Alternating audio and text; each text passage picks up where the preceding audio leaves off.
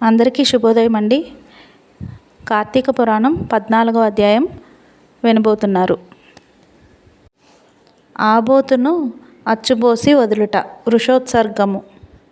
ఓ రాజా, కార్తీక పౌర్ణమి రోజున పితృప్రీతిగా వృషోత్సర్జనము చేయుట, శివలింగ సాలగ్రామములను దానము చేయుట, ఉసిరికాయలు ప్రదక్షిణతో దానం చేయుట మొదలగు పుణ్యకార్యముల వలన వెనుకటి జన్మయందు చేసిన సమస్త పాపములను నశింపజేసుకొందురు.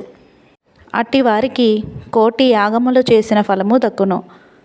ప్రతి మనుజునికి పితృదేవతలను తమ వంశమందెవ్వరు ఆబోతునకు అచ్చువేసి వదులునో అని ఎదురుచూచుచూ ఉందురు.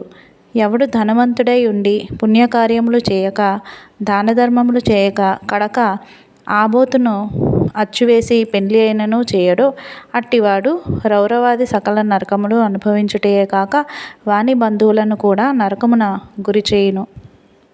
కావున ప్రతి సంవత్సరం కార్తీక మాసమున తన శక్తి కొలది దానము చేసి నిష్ఠతో వ్రతమాచరించి సాయం సమయమున శివకేశవులకు ఆలయమునందు దీపారాధన చేసి ఆ రాత్రి అంతయు జాగరముండి మరునాడు తమ శక్తి కొలది బ్రాహ్మణులకు సన్యాసులకు భోజనమిచ్చి ఇహపరములందు సర్వసుఖములను అనుభవింతురు. కార్తీక మాసంలో విసర్జించవలసినవి. ఈ మాసమందు పరాణభక్షణ చేయరాదు. ఇతరులు ఎంగిలి ముట్టకూడదు, తినకూడదు. శ్రాద్ధ భోజనం చేయకూడదు. నీరుల్లిపాయ తినరాదు. తిలాదానము పట్టరాదు. శివార్చన సంధ్యావందనము చేయని వారు వండిన వంటలు తినరాదు. పౌర్ణమి, అమావాస్య, సోమవారముల నాడు సూర్యచంద్ర గ్రహణపు రోజులయందు భోజనం చేయరాదు. కార్తీక మాసమున 1 రోజులు కూడా రాత్రులు భుజించరాదు. విధవ వండినది తినరాదు. ఏకాదశి, ద్వాదశి వ్రతములు చేయువారులు ఆ 2 రాత్రులు తప్పనిసరిగా జాగారము ఉండవలెను. 1 పూట మాత్రమే భోజనం చేయవలెను. కార్తీక మాసంలో తైలము రాసుకొని స్నానం చేయకూడదు. పురాణములను విమర్శించకూడదు. కార్తీక మాసమున వేడి నీటితో స్నానం చేయకూడదు. చేసిన కల్లుతో సమానము బ్రహ్మదేవుడు చెప్పెను. కావున వేడి నీటితో స్నానం చేయకూడదు. ఒకవేళ అనారోగ్యం ఉండి ఎలాగైనా విడవకుండా కార్తీక మాస వ్రతం చేయవలెనన్న కుతూహలం గలవాడు మాత్రమే వేడి నీటి స్నానము చేయవచ్చును. అటుల చేయువారులు గంగా, గోదావరి, సరస్వతి నదులు, యమున నదుల పేర్లను మనసులో స్మరించి స్నానము చేయవలెను.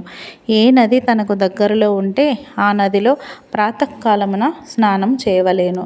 అటుల చేయని ఎడల మహాపాపి అయి జన్మజన్మములు నరకకూపమున పడి కృశింతురు.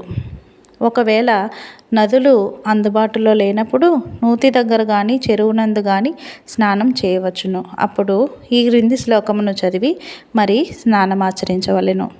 గంగే చ యమునే చైవ గోదావరి సరస్వతి నర్మదా సింధు కావేరి జలేస్మిన్ సన్నిధిం కురు అని పఠించుచు స్నానం చేయవలెను. కార్తీక మాస వ్రతము చేయువారు పగలు పురాణ పఠన శ్రవణం, హరికథా కాలక్షేపములతో కాలము గడపవలెను. సాయంకాలంన సంధ్యావందనాదికాది కృత్యములు ముగించి పూజామందిరముననున్న శివుని కల్పోక్తముగా ఈ క్రింది విధముగా పూజించవలెను. కార్తీక మాస శివ పూజా కల్పము. ఓం శివాయ నమః ధ్యానం సమర్పయామి. ఓం పరమేశ్వరాయ నమః ఆవాహనం సమర్పయామి. ఓం కైలాసవాసాయ నమః నవరత్న సింహాసనం సమర్పయామి. ఓం గౌరీనాథాయ నమః పాద్యం సమర్పయామి. లోకేశ్వరాయ నమః అర్ఘ్యం సమర్పయామి. ఓం వృషభవాహనాయ నమః స్నానం సమర్పయామి. ఓం దిగంబరాయ నమః వస్త్రం సమర్పయామి. ఓం జగన్నాథాయ నమః యజ్ఞోపవీతం సమర్పయామి. ఓం కపాలధారిణే నమః గంధం సమర్పయామి. ఓం సంపూర్ణ గుణాయ నమః పుష్పం సమర్పయామి. ఓం మహేశ్వరాయ నమః అక్షతాన్ సమర్పయామి. ఓం పార్వతీనాథాయ నమః ధూపం సమర్పయామి. ఓం తేజోరూపాయ నమః దీపం సమర్పయామి. ఓం లోకరక్షకాయ నమః నైవేద్యం సమర్పయామి. ఓం త్రిలోచనాయ నమః కర్పూర నీరాజనం సమర్పయామి. ఓం శంకరాయ నమః సువర్ణ మంత్రపుష్పం సమర్పయామి. ఓం భవాయ నమః ప్రదక్షిణ నమస్కారాన్ సమర్పయామి. ఈ ప్రకారంగా కార్తీక మాసమంతయు పూజించవలెను. శివసన్నిధిని దీపారాధన చేయవలెను.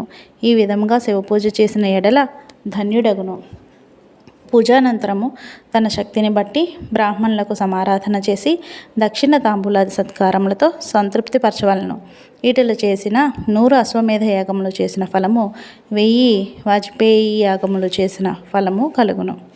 ఈ కార్తీక మాసం నెల రోజులు బ్రాహ్మణ సమారాధన, శివకేశవుల సన్నిధిని నిత్య దీపారాధన, తులసి కోటను కర్పూర హారతులతో దీపారాధన చేసిన ఎడల వారికి, వారి వంశీయులకు, పితృదేవతలకు మోక్షం కలుగును. శక్తి కలిగి ఉండి కూడా ఈ వ్రతము ఆచరించని వారును 100 జన్మలు నానా యోనులందున జన్మించి తర్వాత నక్క, కుక్క, పంది, పిల్లి, ఎలుక మొదలగు జన్మలెత్తుదురు.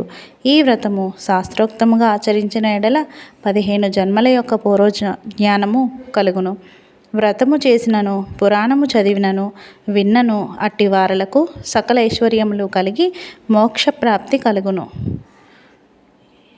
14వ అధ్యాయం సమాప్తం. రేపు మరలా 15వ అధ్యాయంలో కలుద్దాం. Please like, share and subscribe.